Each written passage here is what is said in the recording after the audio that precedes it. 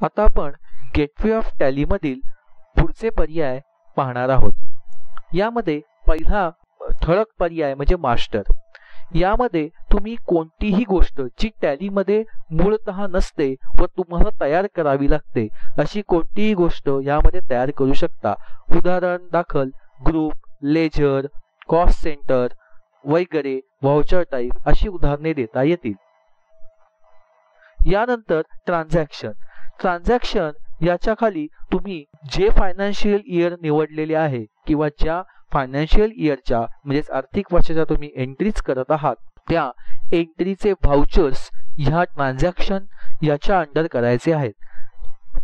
तुम्हाला ट्रान्झॅक्शन करताना केवळ चालू वर्षाच्या सर्व एंट्र्या या ट्रान्झॅक्शन ह्याच अंडर कराव्या लागतील, दुसरा कोणताही पर्याय टॅलीमध्ये उपलब्ध नाही। यानंतर इम्पोर्ट।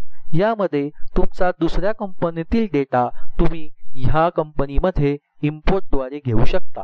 व यानंतर रिपोर्ट म्हणजे मास्टर, ट्रान्झॅक्शन व इम्पोर्ट यामध्ये तुम्ही जे जे काही टाईप केलेले आहे किंवा जे ज्या एंट्री केलेल्या असतील त्या सर्वाचा रिपोर्ट हा तुम्हाला पुढील ऑप्शनमध्ये पाहता येईल।